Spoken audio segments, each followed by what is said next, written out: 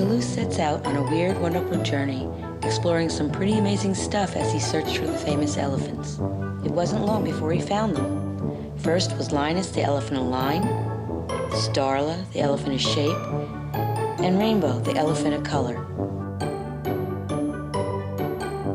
They taught Toulouse about each of these elements, but more importantly, they showed him how great they look when used together. That is so great. You're looking at a video, book of the same name. The author is Jo O'Mara. She is a writer and illustrator, The Elephants of Art. She's an art teacher for urban arts at Monroe Center in Hoboken, New Jersey. How you doing? I'm good. I'm good. You? I'm doing great. Tell me, by the way, I want to thank our good friend Nikki Matarazzo, our mutual friend who brought us together for you to be here. Yes. Give me a sense, the video, the book, the premise. Okay, well, the premise is, obviously it's a pun, and I can't help it. I'm a big fan of puns, but I teach young kids, and I want to teach them the elements of art. The elements. Elements of Not art. the elephants. Right. And they're important. Their line, their shape, color, texture, value, space, and form. And there's something that artists use all the time, but everybody uses them. You know, architects use them, engineers use them, hair salons. I mean, they're all things that have to do with visual. Right. I was just doing a lesson, then we were doing a robot collage, and I used the inside board of a computer, and I showed the kids that inside are all those elements too, inside of machines. So they are all around us, and I just feel like when kids have a visual awareness of them, not only does it help them draw, which is what the book's about, it shows you how to put them together to draw. That's right. But, you know, they'll be walking down the street and they'll see, you know, the way a shadow falls on the grass, and they'll see the lines, or they'll see a snail and say, look, there's a swirly line. And they're just more aware of things around them. So, you know, to me, it just heightens their awareness, and they're also putting together things and learning how to make things connect, and that helps their drawings. You know, Jo, I got to tell you, what's fascinating to me is I was reading the book with our 6-year-old daughter and 12-year-old son. They were both together, and they were going back and forth page by page. And they were laughing over the elephants, if you will, right, otherwise known as the elements of art. Right. And I realized that both of them were learning as they were laughing. Yeah. How important is the humor? Well, the humor is very important, and I'm finding that the parents are learning too. A lot of times when I explain the book, or the kids go home and they talk to the parents, they're like, what are they talking about, you know? And I've had teachers tell me, I never knew about them either. So it's really important.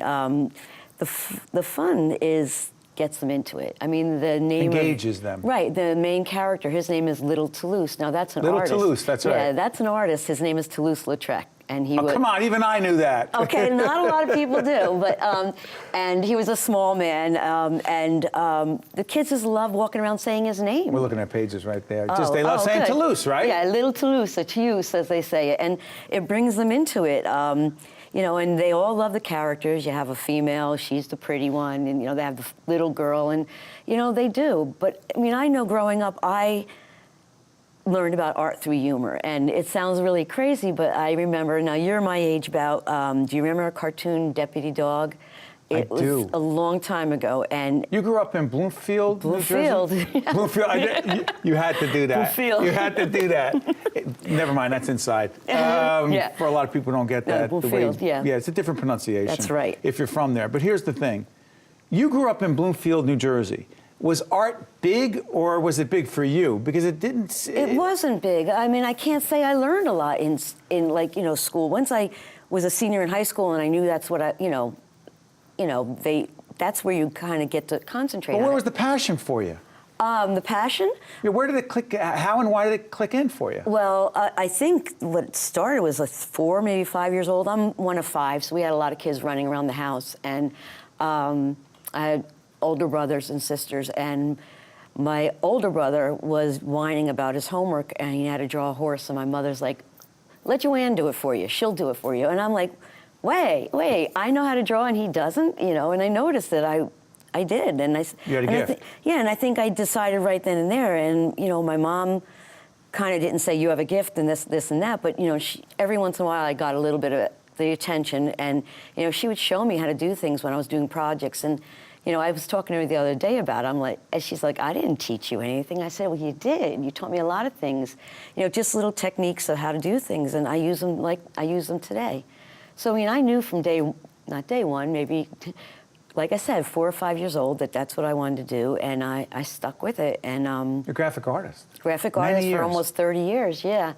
And, you know, did a lot of publishing work for Forbes, Spin Magazine, logo designs, you know, everything. But real quick, in the time we have left, Sure. the transition to teaching and writing, and where did that all happen? I moved away to Georgia for a while, and I was... Not like Bloomfield. No, and that's why I'm here. I'm sorry I had to do that. And the food is not like, oh, I'm sorry, the food's not like Bloomfield either. That's okay. But, so, you know, I was doing fine art then, and then I realized I had to start getting a real job, and so I gave teaching a try, just a little after-school thing, and it was so natural and fun, and I was having fun with the kids. I mean, we were having fun, and, you know, I just started leaning toward there, and I worked on it, and I took some classes, and, you know, I just feel so natural there. And, you know, and I love the kids are learning, and the book kind of came about because they mispronounced it in class. They didn't know what an element was. There was no face to it, you know? So when they did mispronounce it, and everyone thought it was hysterical, and we built it from there. I mean, I started with 2-year-olds when that happened, and, you know, they're 5 in the class now, and I'm just finishing the book, and they were all part of it. They were like my little mini editors, you know? And the students? Yeah, and they added to it. Your students? Yeah. By the way, is there something about Hoboken and art? As a community? Oh my gosh, it's wonderful. Why? And I stumbled upon here by accident, and I came up for a wedding, and, you know, got a job in an apartment, and in one weekend, and luckily I ended up down in the Monroe Center, and that place is just, that building alone is, you know, art, dancing, sewing. They make the All Muppets in one there. area? They make the Muppets in the Monroe Center. Is that right? Yeah, it's really cool. And, you know, and there's dancing, and there's just a lot. And they're also preschools, so everything works together for me. I mean, I'm in that building, whether it's teaching the preschoolers or working at Urban Arts, and, you know, I just meet so many people, and everybody, you know, I know people from bookstores, and everybody seems to connect. So I can't walk down the street and, are you the art teacher? You know, I see kids all the time, and I'm like, you know my name, stop calling me the art teacher. But you love it, don't you? Yeah, oh, I do. And you're connecting with them. Oh, definitely. And making a difference. Yeah. What's better than that? I found my home. I'm back home, and I found my place to be, and I have a lot more where that came from. Do you mind if I plug your book again? Please do. The book is called The Elephants of Art, an educational art story written and illustrated by Joe O'Mara. Bloomfield's finest, now in Hoboken. Yeah, we're glad we got you back from Georgia. Thank you so much, and thank you for the invite. I appreciate it. We appreciate it. Stay right there. We'll be right back, right after this. That was fun. One-on-One with Steve Adubato has been a production of the CAUCUS Educational Corporation, celebrating over 25 years of broadcast excellence. Funding for this edition of One-on-One with Steve Adubato has been provided by Felician University, Bartley Healthcare, New Jersey Sharing Network, Johnson & Johnson, the Give Something Back Foundation, Adler Aphasia Center, and by the New Jersey Office of the Insurance Fraud Prosecutor. Transportation provided by Airbrook Limousine, serving the metropolitan New York, New Jersey area. One-on-One with Steve Adubato has been produced in partnership with TriStar Studios.